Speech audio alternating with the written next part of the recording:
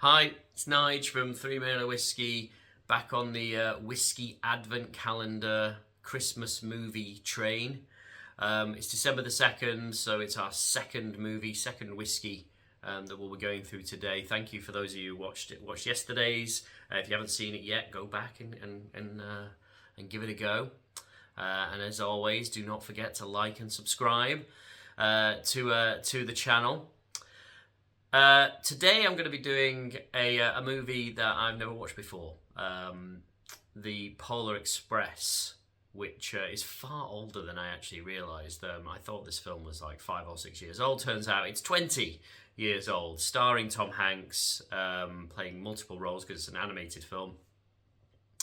And one that I haven't seen it all the way through. I have seen the first 10 minutes, which when I tried to watch it last year with my daughter at Christmas.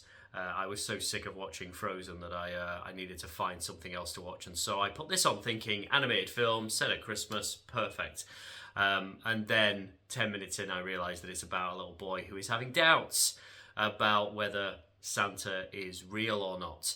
And that is not a question I wanted to have with my then 5-year-old. So yeah, I want to put those kinds of questions off for as long as possible.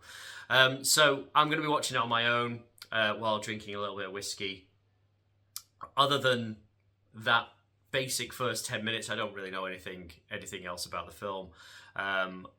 Other than, fun fact, it was the first movie where they digitally captured all of the likenesses of all of the characters in the film. Which apparently is the first time they'd ever done that. So, you know, a bit of geeky movie knowledge for those of you who are interested. In terms of the whiskey I have picked with it, it was really hard to find any link between a children's animated film at Christmas and whiskey. They're not really things that normally go together, but, you know, where there's a will, there's a way. And so what I did was look at my shelves and try and find the whiskey on my shelf that was from the distillery closest to the North Pole, as that is the journey that they go on in this film. And I've done that, and I have a bottle just over here, and it's all poured out and ready to go. And that is from Mackmyra, or Mackmyra. I never know how to pronounce this one, so I will probably say it both ways over the course of this video.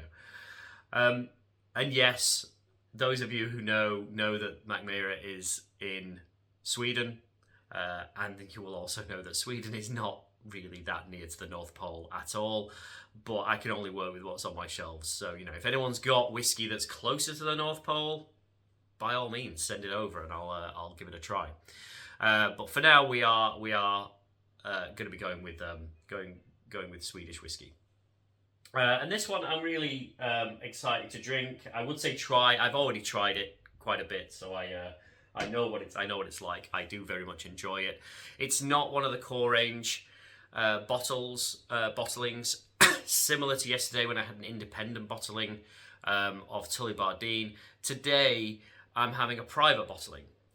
So this is a bottle that has been where a group of people have gone and they have paid for a cask at a distillery, had it matured a certain way, and then bottled up for themselves with their own labels and everything else put on. And I feel really privileged to be having something like this. Private casks, private bottlings are very personal. They're very unique. You know, you don't see them on the shelves generally anywhere, and so it's really, really nice to be given the opportunity to try something like this. I know this one, like so many of them, has a really poignant story. Jonathan and David, who are two friends that I've met through my whiskey travels, mainly at the Weedram tastings all the time. They had this when they had this bottled up. They had it named in honour of their relative who sadly passed away a few years ago. It's wonderfully titled "Old Guys Rule," and there's pictures of them there on the bottle. It's don't want to spoil the review, but you can tell probably from what I'm saying. Well, what I've already said. It's a superb whiskey, really surprising, and that's one of the great things about private bottlings is you never know quite what you're going to get, and some of the best surprises have come out of things like this. So really looking forward to drinking that in a few minutes. I don't think it's going to last very long. Oh, gorgeous. And just look at that colour. Absolutely incredible. It's PX matured fully in those sherry casks, which is one of the reasons for that stunning colour in there. And yeah, can't wait. So, without further ado, I'm going to go watch Polar Express with my Mackmyra, and yeah, talk to you in a moment. Hey, I finished watching Polar Express. I would say I finished my whiskey. I haven't, because I've poured a second one, which hopefully tells you a little bit about how I feel about Old Guy's Rule. It's a superb whiskey, really is. But on the subject of the film, I'm struggling a little bit, really. I think it's good. It is good. There were certain elements that I struggled to get past, and I think really what a lot of it comes down to is the CGI, the computer generated faces and everything else, which I feel really bad about, because to be honest, I've never allowed, or I try not to allow, the effects and the fact that something is older and therefore technology has moved on to get in the way of a good story. But it is a little bit hard to get past, because it obviously doesn't look as visually incredible as it probably did at cinemas 20 years ago. But if you can put that to one side, the opening, the first 20-30 minutes or so, it's really good. Really good. It's very compelling. It's great as the kid's going around meeting kind of all the characters as he gets on board the train and everything. Tom Hanks is very good. I mean, it's Tom Hanks, right? I mean, he's generally, very good in what he does. I think it's a little overly long. It kind of chugs along, perhaps a little bit too much, and it could maybe have been improved by just being maybe 10 or 15 minutes shorter. But again, these are relatively minor concerns, because it is a very strong Christmas movie. It's overly sentimental, but that shouldn't necessarily be a bad thing, because if we think about if you're making a checklist of the things that a Christmas movie should have in them, sentimentality, and a story about compassion and friendship and family and and coming together and all of that kind of stuff is really important, right? It's all about what is the Christmas story, and the Polar Express absolutely has that in spades. It is overly sentimental, but you can kind of let that go to a certain extent. So yeah, I'm a little bit torn in terms of what rating I would give it. Probably if we're thinking about the kind of the 12 days of Christmas, I'd probably give it a solid 8. What is 8? 8 maids a milking, something like that. It may be a 9, but no, I'll stick with 8, because I guess just thinking back to how I've just spoken about it, I've probably not been overly enthusiastic. It's not a bad film. It's not a phenomenal film. So yeah, it's somewhere kind of in the upper echelons of middle.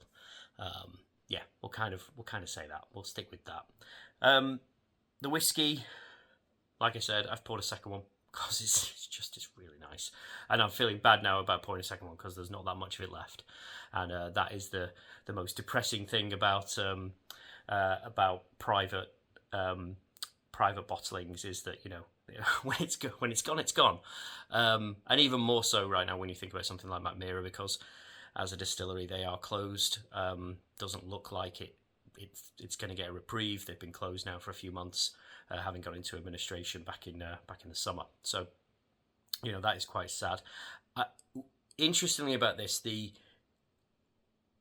Mackmyra spirit actually doesn't come through as strongly as the sherry, and and that again is not necessarily a bad thing. It's certainly very, very good for a Christmas dram. Sherry it's the one time when sherry gets brought out at Christmas parties and what have you, or at least in old-fashioned households.